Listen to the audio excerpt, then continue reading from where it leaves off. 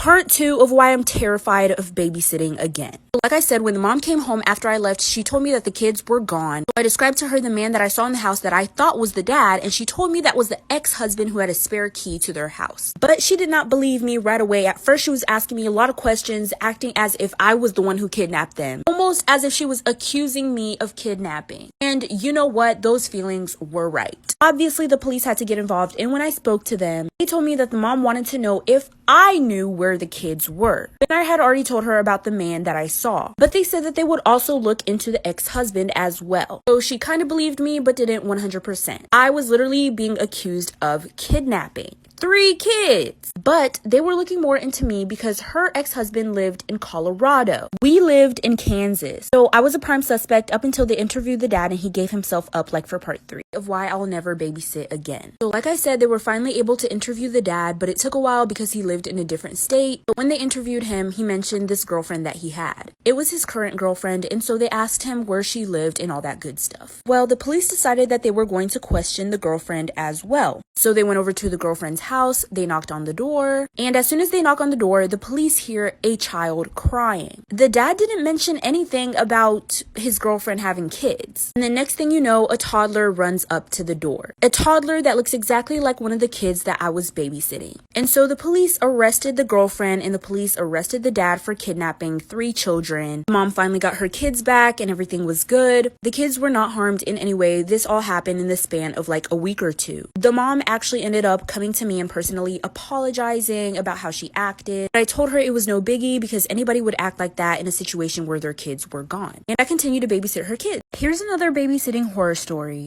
and how my babysitter almost killed me and my baby sister. So it first started when my parents hired a babysitter for us. At first she was really sweet, and then she started being really mean out of nowhere. She started hitting us when we would cry, and she would blow cigarette smoke in our face. One time when she was driving us home from the grocery store, my baby sister was crying really hard the whole entire car ride. When we got home, she got me out of the car and brought in the groceries, but she left my 2-year-old sister in the car. It was 103 degrees. And she left her in there. That's honestly when I first started becoming scared of her. But why I became terrified of her is because one time my parents went on vacation for like a week. And one night my babysitter ordered pizza. My parents sent the babysitter the money for it. It was for all of us, but she wanted to get anchovies on the pizza. I told her I didn't really want that, but she ordered it anyway. When the pizza came, I didn't really want to eat it. And instead of her being like, well, I'll just make you something else, she locked me into a room for 3 days. She would only let me out to use the bathroom, but I wasn't allowed to eat anything. After that, she made starving us a regular thing. Then my parents came back and took us to the hospital for a checkup, like for part 2. This is part 2 of my babysitting horror story. So like I said, my parents came back from vacation and took us to the hospital for a checkup. They took us to the hospital because they noticed we were getting really skinny. When we got to the hospital, the doctor said my 2-year-old baby sister only weighed 19 to 20 pounds. And I was 13 at the time. I only weighed 90 pounds. The look on my mom and dad's face was enough. So when we got back into the car, I finally told them about what the babysitter had been doing. Now hold on tight, because the way my mama reacted to this, you would have thought somebody possessed her. Immediately, my mom started going off on my dad, like yelling and screaming at him. And he just had his hands in his face. I was so confused as to what was going on. See, I didn't know my dad when I was younger. He passed away before I was born. And so I found out that my current dad at the time wasn't my real dad. And I didn't know the truth until this whole babysitting situation. She babysat me for like a month, and then my parents fired her. I'm 23 now. I honestly could have forgotten all about her. Well, just last year, my mom told me that babysitter was my dad's ex-wife. Well, anyways, this is what my mom did to my stepdad's ex-wife after we went to the hospital. This is part 3 of my babysitting horror story. So like I said, I finally told my parents about what the babysitter had been doing to me and my baby sister. I was so confused as to why my mom started going off on my dad right away after I told her. But 10 years later, I'm finally finding out that my babysitter was my stepdad's ex-wife. My mom told me that she had been really iffy about letting my stepdad's ex-wife babysit me and my little sister, but she only agreed with it to save money. So my mom told my dad to get out of the driver's seat. She got into the driver's seat and she started driving. I wasn't exactly sure where we were going, and my dad didn't know either, but we ended up at the babysitter's house. Luckily for her, she wasn't home because my mom would have dropped her. Shit, she might have even got a murder charge that day. But my mom told me to get a rock and to just start chucking them at her windows. So that's what I did. There, me and my mom were chucking rocks at my babysitter's window. And my dad was watching us holding my baby sister. My mom didn't take her to court or anything. I'm not exactly sure why. Probably something to do with my dad. But my mom made my dad cut contact with her completely, and they fired her. This is why Bring Your Pet to School Day is banned from my school. I just want everyone to know that this was bound to happen. The kids at my school are super irresponsible. I don't know why the teachers thought this was a good idea. I was one of those really irresponsible kids, and I didn't pay attention to which pets were allowed to be brought to the school. They weren't allowed to stink, they had to be a certain size, and you weren't supposed to bring them on the bus. If you were bringing a pet, you had to be a car rider. Well, I might have broken some of these rules. So I had a pet milk snake. It was about 3 feet in size, and I brought it to school without telling my parents because you had to get a parent signature form. And no, I was not a car rider. I brought it on the bus. I was carrying it in my backpack, and my backpack was all the way zipped up, so there was no way for it to get out. So I got on the bus, and then like 5 minutes later, my bus buddy got on the bus. Asked him, "Did you bring your pet to school?" He goes, "No, I'm on the bus, aren't I?" I was like, "Okay, I'm on the bus and I brought mine." He tells me we weren't allowed, and then he has to see it. When I opened my bag to show him, it wasn't there. Then I hear my bus driver scream, and she swerves the bus.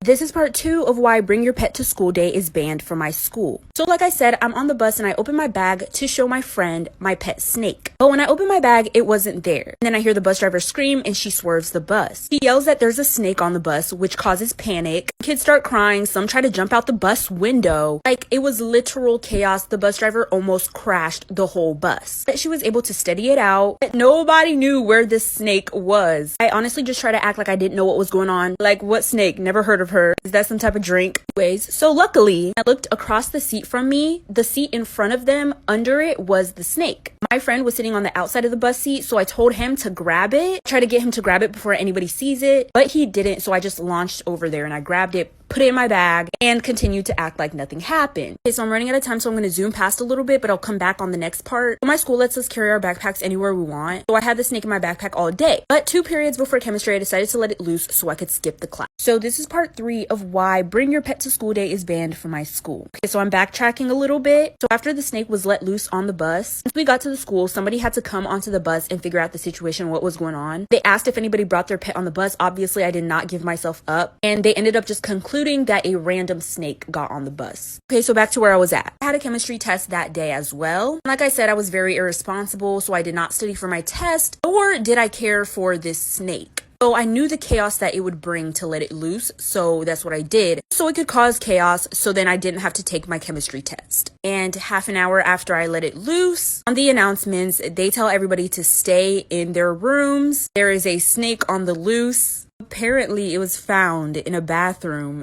in a toilet. Somebody sat down on that toilet and had the worst time discovering that snake. Low-key feel bad for them. Once they found it, they put it on the announcements that they found the snake and whoever lost it can come get it. They described it, so I went to go get it. Okay, so this is part 4 of why Bring Your Pet to School Day is banned from my school. Like I said, Jesus Christ, I almost died. So like I said, I went down to the office to claim my snake. I obviously got into a lot of trouble for that. They called my parents. My parents came down to the school. So I got suspended. My parents grounded me for months and months and months. I was not allowed to leave my house. I couldn't go out to see my friends. But I was only suspended for like a week. And when I went back to school, everybody knew that it was me who brought that snake to school. And so the person who sat down on the toilet seat and found the snake knew that it was me too. And that person didn't say anything to me, but I did get word that that person was very pissed because that snake went straight up there, you know. So after that, they just didn't allow kids to bring their pets to school anymore, which is reasonable. I kind of ruined it for everybody else, but I don't really care because it's not that serious. But people can't just hate on me because there was this other kid who brought a spider and it got loose in class, but they were able to find it really quickly, so it didn't escape the classroom or anything. But I did what I had to do, so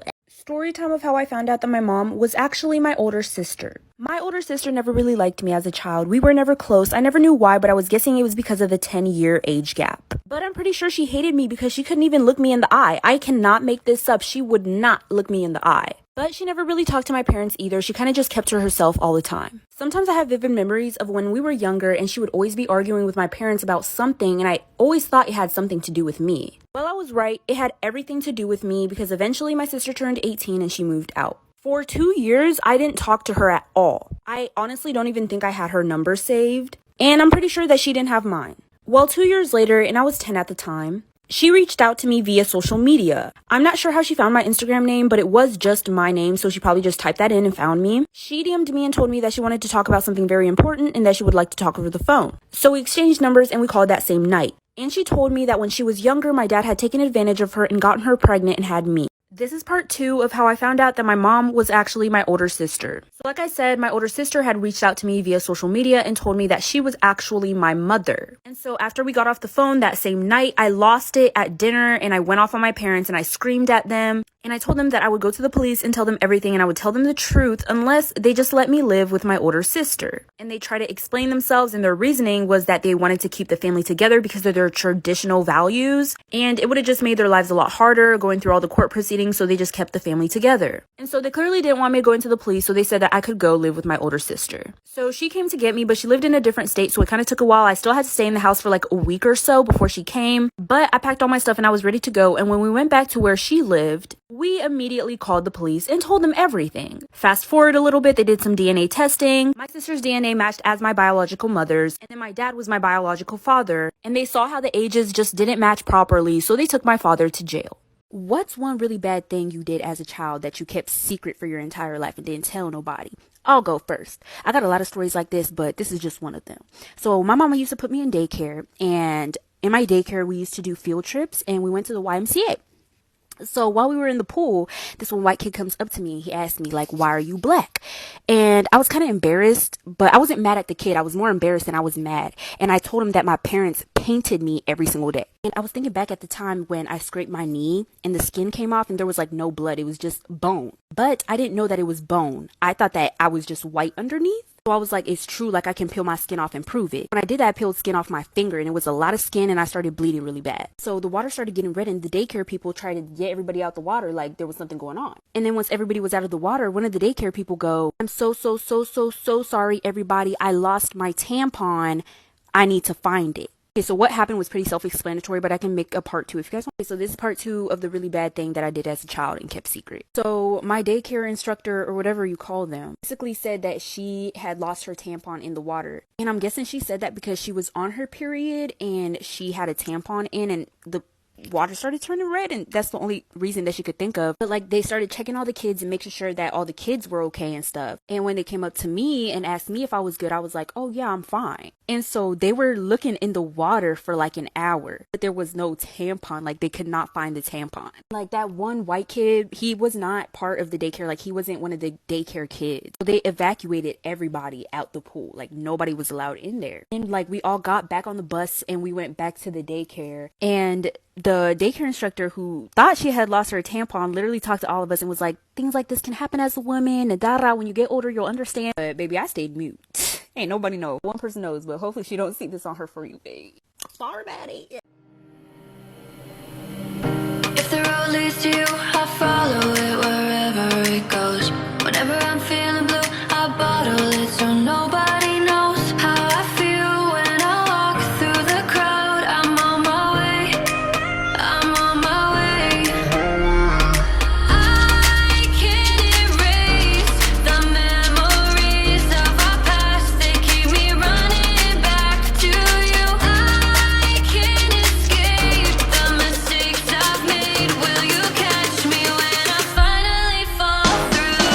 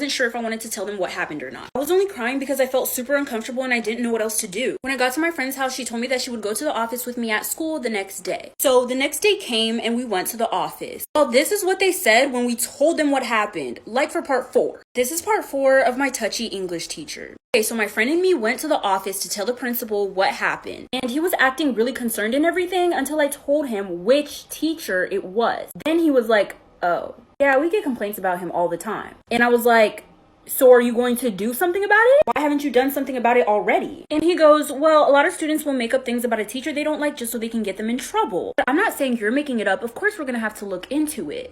Well, I told him that I wasn't comfortable in that class anymore and I wanted to go back to my honors English class. And he let me switch back. Well, after like 5 months, I still never heard anything from my principal. And I didn't know what better to do but move on with my life. I still saw him in the hallway sometimes and it was just really awkward. And he would smile at me as if what happened didn't happen. They basically just let him get away with it because multiple girls have complained about him before, but they didn't have any proof against him. Since there was no proof, they didn't do anything. But I feel like if it was multiple girls, something should have been done. But that's just me. So I made this story time with this brand new blonde wig. And y'all was being real mean in the comments talking about I can't lay a wig. I don't know why y'all expect creators to look good all of the time because I know half of y'all are watching this video right now looking like, but it's okay because you're not going to look good all the time. But I'm pretty sure it's just the wig itself. I bought this shit for $168. It sheds, it's flimsy, but watch me make it look good. So I went ahead and laid down the wig cap. Now we're going to do the application process. The first couple of times I tried to lay it down, I used foundation, but I realized that that doesn't help. So we're not going to use foundation. We just going in. Ignore this pink line on my face. It's makeup. I could not get it off. So now we're going to add some glue. This reminds me of my... Never mind, I'm not gonna text him. Oh, that nigga. Anyways, wig is on. So as you can see, it's really bumpy at the top. I haven't done the edges. I'm about to do the edges right now. So I laid down my edges. Now we're about to straighten it so it can be flat. So I just finished straightening it and I did the bumped ends because y'all know how I love my bumped ends. So this is what we got so far. Now we're gonna use the hot comb to make it extra flat. Okay, so I used the hot comb and oh my gosh, it looks so much better. Now I'm about to put some makeup on. Who the fuck is this with your little fine sexy ass? Goddamn, she fun. Story time about why my lunch lady always hated me in high school. Never thought this would happen to me. This story takes the biggest turn at the end. Okay, so it first started off as just my lunch lady eyeing me weird. Whenever I would enter the cafeteria or whenever I would pay for my food, she would always give me the weirdest look. And then sometimes she wouldn't even let me get lunch. She would say, oh, you don't have enough money on your account. When I knew the day before I just put money in. So then I wouldn't be able to eat lunch. I reported her a couple times. Mind you, my mom works at the school. I even told my mom about it. She would just lie and be like, I never said she couldn't get her food. Mom told me that if she ever refused to let me get food again, to just come up to her classroom and then she'll give me something to eat. But I was so confused because my mom works at the school and I expected her to talk to administration about how the lunch lady is treating her daughter. But she didn't say anything to administration until one day. This time I actually didn't have any money in my account and I did not know. Went to go get my lunch as usual. When I go to check out my food, the lunch lady throws her hands up, knocks my plate out of my hand. She says I'm just like my mom because we're both greedy. Like for part